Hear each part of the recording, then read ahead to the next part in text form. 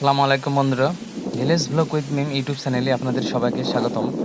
আপনারা জানেন যে গতকালকা থেকে সাইক্লোন রেমালের তাণ্ডবে সারা দেশে ব্যাপক ঝড় বৃষ্টি এবং বাতাস। আর এরই প্রেক্ষাপটে গতকালকে রাত্রে আমাদের এদিকে ব্যাপক বৃষ্টি, আর ব্যাপক বৃষ্টির পরপরই আজকে সকালে বাতাস বয়ে যাচ্ছে। আপনারা এই ভিডিও দেখে বুঝতে পারতেন যে কী পরিমাণে বাতাস এবং আকাশে ব্যাপক মেঘ, থেমে থেমে একটু করে বৃষ্টিও হচ্ছে। আর বাতাসের গতিবেগটা এতই বেশি যে শব্দ শুনলে আপনারা বুঝতে পারবেন।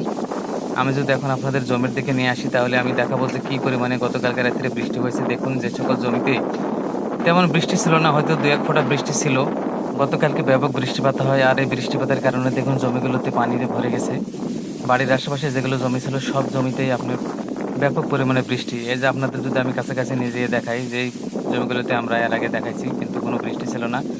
আর গত রাত্রে বৃষ্টি হওয়ার কারণে এখানে এখন জমিগুলো সব ডুবে আছে। আর সমস্ত এলাকায় কাদা আর পানিতে ভরে গেছে। আমি আকাশের দিকে যদি দেখাই, দেখুন কি পরিমাণে ঘন মেঘ জমে আছে। আর মাঝে মাঝেই বিদ্যুৎ চমকাচ্ছে আর একটা ব্যাপক বাতাসের শব্দ।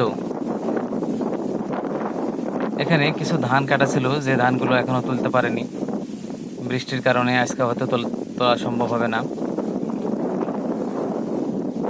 প্রায় বেশিরভাগ ধানই উঠে গেছে, কিন্তু এই অল্প সামান্য ধানগুলো এখন তুলতে পারেনি।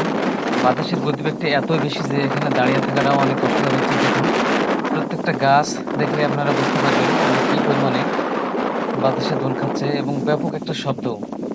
আর আকাশটা একটা ঘন সাদা মেঘে ভরে আছে।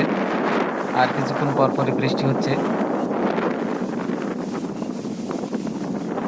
এখন বৃষ্টি কিছুটা হলো কম, তারপরে থেমে থেমে বৃষ্টি হচ্ছে, কিন্তু ব্যাপক জোরে জোরে বাতাস হচ্ছে। আর বাতাসের শব্দটাও অনেক বেশি। আর এই বাড়ির পাশে জমিগুলো দেখুন বৃষ্টিতে সব ভরে গেছে। এগুলোতে একসময় আমরা ছাগল বেঁধেছিলাম, কিন্তু এখন আর ছাগল বাঁধা সম্ভব না, কারণ এগুলোতে এখন পানিতে ডুবে গেছে। দূরে তাকালে আপনারা দেখতে পারবেন যে আকাশে কি পরিমাণে মেঘ আর একটা ভয়ঙ্কর রূপ ধারণ করে আছে। আর এখানে গাছগুলো বাতাসের কারণে দোল খাচ্ছে। আর বাতাসের গতিবেগটা এতই বেশি যে কাছে থাকলে আপনি এই বাতাসের শব্দে তেমন কিছু শুনতে পারবেন না।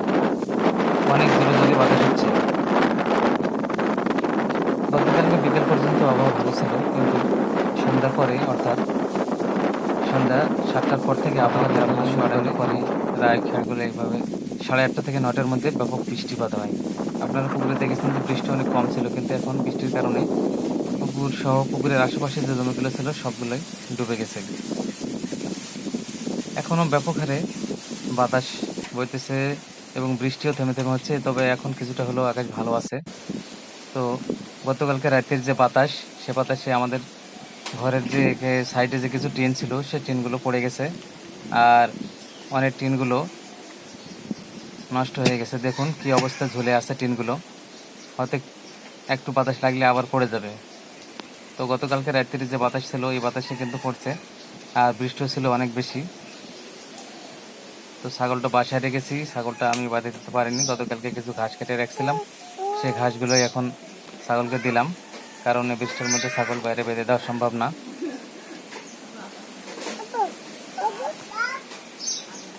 আপনাদের যদি আমি দেখাই বাড়ির ভিতর থেকে, এই যে গাছগুলোতে দেখুন কি পরিমাণে বাতাস হচ্ছে। আর আমাদের মুরগিগুলো আবার গাছের উপর বসে আছে, বৃষ্টির কারণে নামতেছে না। আর মাঝে মাঝে হালকা পাতলা বৃষ্টি হচ্ছে। এই আবার বৃষ্টি শুরু হয়ে গেল, অলরেডি টিপটিপ করে বৃষ্টি আবার শুরু হয়ে গেল, আপনারা দেখতে পাচ্ছেন। কিছুক্ষণ আগে কিন্তু বৃষ্টি ছিল না, মানে বৃষ্টি আসতেছে আবার কিছুক্ষণ থাকার পরে আবার থেমে যাচ্ছে, কিন্তু ব্যাপক হারে বাতাস সেটা কিন্তু থামতেছে না। বাতাসের কারণে দেখুন পুকুরের পানিগুলো ঢেউ খাচ্ছে। আর পুকুরের আশেপাশে যে গাছগুলো আছে সেগুলো দেখে বুঝতে পারবেন যে কী পরিমাণে বাতাস।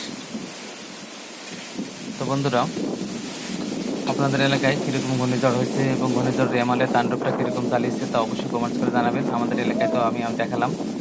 তো পরবর্তীতে আবার নতুন ভিডিও নিয়ে আপনাদের সামনে হাজির হব। সে পর্যন্ত সবাই ভালো থাকবেন, সুস্থ থাকবেন। আল্লাহ হাফেজ বন্ধুরা।